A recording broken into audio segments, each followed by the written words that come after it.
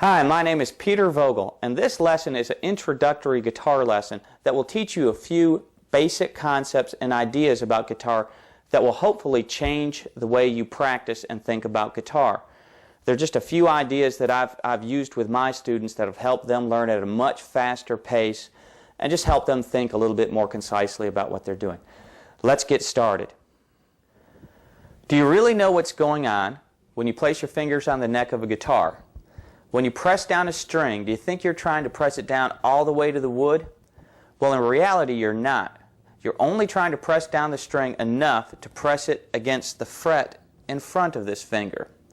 This is considerably shorter distance to press the string. Trying to press down all the way to the wood means you're pressing too hard, a common problem among guitar players.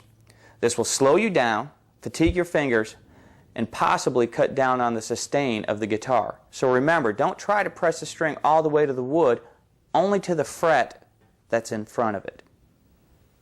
So now let's talk about where to place the finger in the fret, or a concept called back fretting. If you're trying to press the string down until it rests against the fret in front of it, it makes sense to get to the front of this fret rather than the back of this fret. If you get to the back of the fret, you're going to have to press down much harder, work much harder to get a clearer tone. You want to play pretty much to the front of the fret whenever possible. Back fretting also increases buzzes on the guitar. If you get way towards the back, you're likely to get this sort of a sound, where the same amount of pressure towards the front gives you this sound.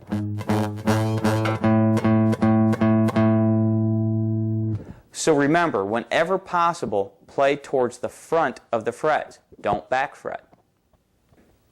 Let's now talk about thumb placement. It's surprising to me how many problems can be cured by good thumb placement on the back of a guitar neck. I'm constantly amazed by fixing this, how many little problems can be solved. The best place for your thumb is typically around halfway or even lower on the guitar neck. This isn't going to be a rule that you follow all the time, but 90% of the time, good thumb placement is going to be low on the guitar neck, not up here like this. You're not trying to hold on to the neck. You're placing the thumb on the neck so it can slide up and down if it needs to, and this way.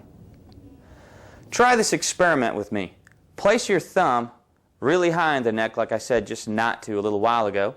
Then I want you to place your first finger on the 4th fret, 6th string. Thumb's really high, first finger's up on the 6th string. Now I want you to try to expand your hand, and you'll find you cannot stretch out with your pinky. You can't go very far. Now go ahead and lower that thumb to where we said, about halfway down the guitar neck, and now try to expand your hand, and you'll find your pinky can stretch out much further. Now to further be able to stretch, I want you to take your thumb and place it behind the center of the hand, more towards the 2nd or 3rd finger, and now stretch both directions, back with your index and forward with your pinky, and you'll find you can stretch even further. So thumb placement is unbelievably important playing guitar. It allows you to reach when you need to and play in good position. Low thumb placement also allows more finger to be in front of the guitar. In other words, what I don't want is fingers behind the neck like this. I want the fingers out in front of the neck. I don't want them below the neck down here too much, and I don't want them under the neck, but out in front. And one of the things I look for is a good gap between the hand and the guitar neck. This is what I'm looking for, this gap right here. Let's talk briefly about how to hold a pick with your right hand. With your right hand, I want you to get used to holding your pick, your flat pick, with only your thumb and your index finger, no other fingers involved.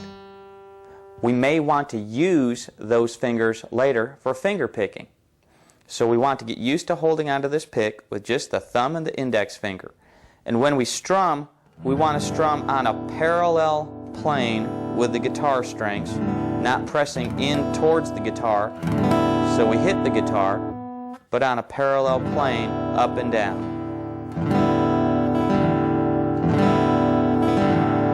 I'm keeping the pick perpendicular to the strings pretty much, with just a little bit of a slight lean going downwards and a slight lean going upwards.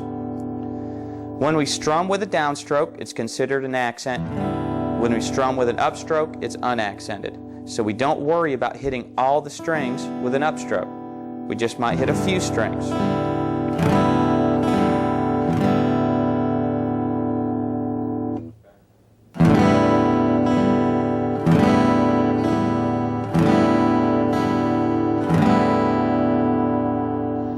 Well, these are some concepts I think will help you practice and play better. My name is Peter Vogel. I hope you had fun and learned some new tricks and new ideas, and I'll see you again soon.